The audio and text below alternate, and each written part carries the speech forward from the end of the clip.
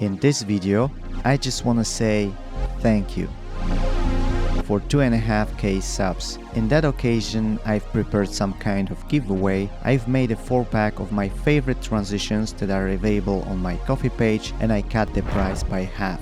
But that's not all. 10 first persons will get it for free. All you need to do is fill this form, link in the description, and I'll send it to you. So what you'll get is 3D transitions, glitch transitions, crash transform transitions, and jump in and out transitions.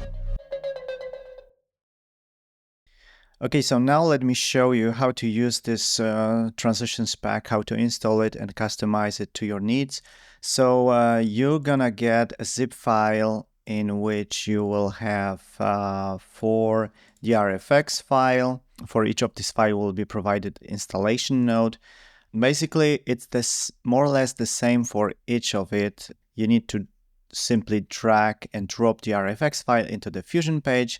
Let me show you. So let's say, open Fusion page and simply, where is it? Where is my window? And simply let's say you want to install 3D transitions. So drag and drop it to the Fusion nodes panel, and it will ask you, it should ask you, wait a second. Maybe because it's zipped. So yeah, it's better to unzip this. Let me unzip it. First unzip it. Extract. Now we have extracted the zip, and simply drag and drop to the nodes panel in the Fusion page, and Davinci Resolve will ask you to install it. In my case, it's override. I click override, and that's all. The only difference, and you need to repeat that for all these 4 transitions, the only difference is for glitch transition, where in the instruction you will find additional step, which is prerequisites. And the prerequisite is to install Reactor free plugin, which you can find under this link, and you need to activate intensity and reboot Davinci Resolve. I explain how to install Reactor in this video, so you can follow the step-by-step procedure. You'll see it's really straightforward. The only difference in the procedure is that you activate intensity instead of Karta VR. Okay, and you drag and drop this transition as well. Once installed, let me go back to edit page. In my edit page, I got 2 clips. In fact, these are 2 pictures, but it doesn't matter. The transitions works with clips, text, and pictures, basically with all elements in the timeline. Let me show you all the transitions, how they works and how you can customize it right now. So in the effects, in video transitions, let's start with 3D transitions. So search for 3D, and you should have 3 additional transitions created by me, which is cube, cylinder, and wall transition. Let's start maybe with a cube. Just drag and drop it between 2 clips. And in the inspector, if you click this transition, let me zoom a bit, just hold Alt and scroll with the mouse. You can zoom in and out your timeline. If you click this transition in the inspector, you see customization settings, controls. So this is how the transition looks like as default. Let's make it longer. Yeah, it's much smoother if it's longer. And you can customize X rotation, Y rotation, and Z rotation. With Y rotation, make sure you have multiplication of the 90 degree, because if you put here 120, for instance, it will rotate, but it will not go till the, and it will finish like that. It's not what you want. But if you put 180, it will make a whole turn like that. Okay, You can, of course, customize the X rotation if you want it to be more tilted or not. You can change easing. You can change light intensity because it was created in 3D, so there is a light in it. You can enable motion blur as well. And in here you can scale how far the camera should go in the transition. So right now it's farther. You can make it closer like that, and boom. And of course you can change the curve, the easing. The camera should go back and forth. You can change to easing, linear, and custom. The default is custom. So that would be the first 3D transition. Let me try the second one. So I will delete it. And the second one is cylinder, like that. And here you have scale option, and in the rotation tab, you can choose if it should be linear. Let's say linear. It looks like that. Light intensity and motion blur as well. Okay, and final 3D transition, which is 3D wall.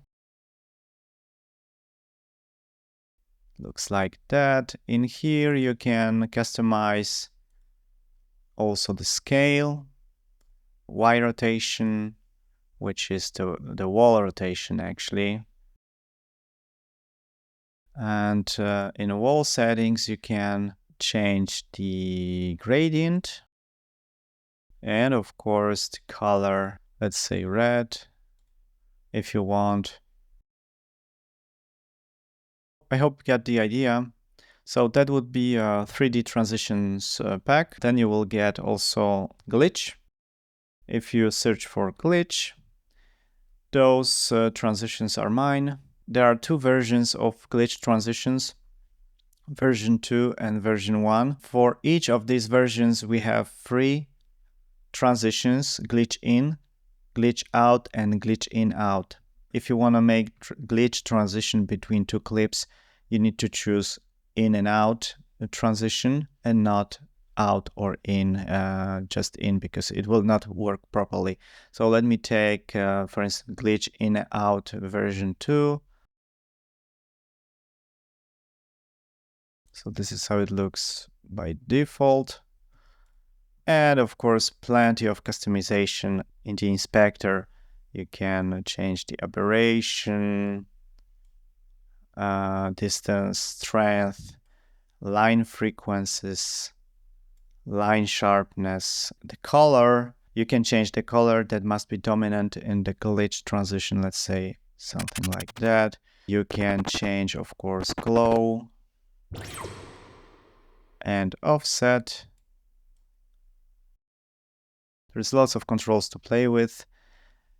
You can choose between dissolve, which is more cleaner, and random noise dissolve that makes it more glitchy, more noisy, and easing options as well. So that would be a glitch version 2, and you get also glitch version 1. Looks like that.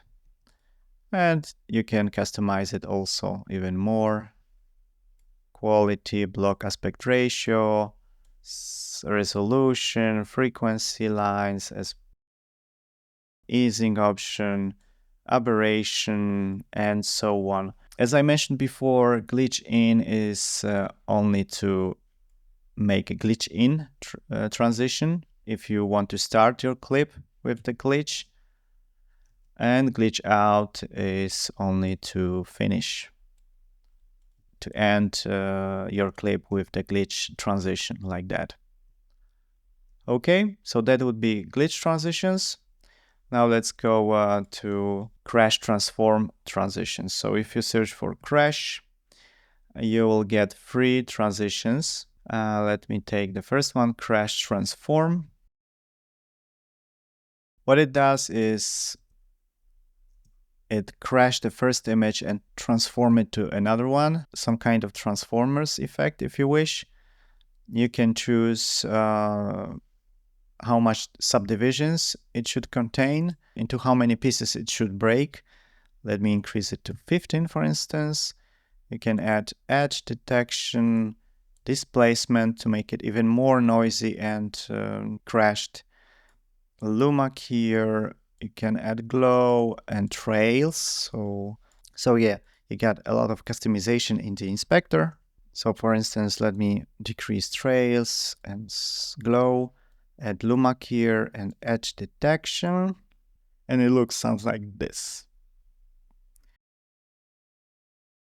In here you have some more customization regarding the translations and rotations. If you place your playhead in the middle of the transition and play with Z translation, it gives more 3D effect. It will make the crash transition more 3D looking.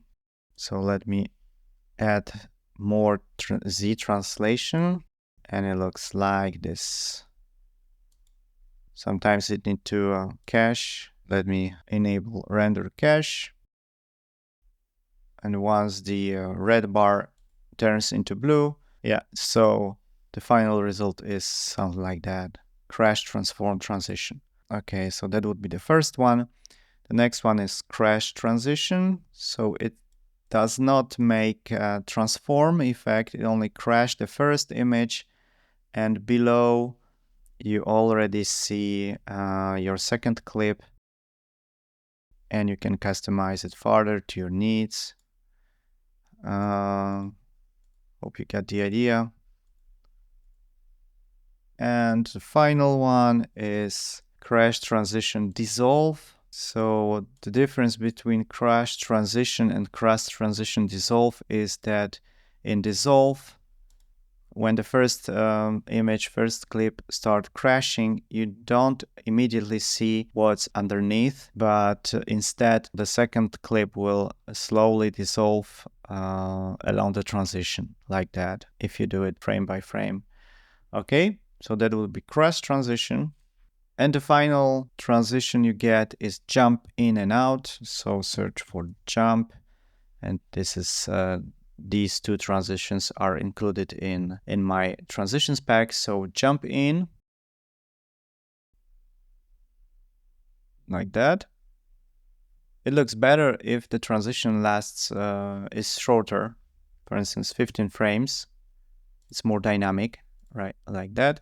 And of course you can adjust how the shake should appear, what is the speed, overall strength, randomness, and so on. You can enable motion blur as well, and scale, of course. You can scale the jump like that, and jump out, which basically works the same way but in reverse. So you jump out of this clip to the second one, and of course you got the same customization in the inspector, and it looks like that. Okay, so that would wrap up the whole package you get. Hope you like it and hope you're gonna enjoy it. Don't forget to subscribe and like, and of course leave a comment. What do you think of it? I really appreciate it. Thanks again for this 2.5K subscriptions. Cheers and see you in the next one.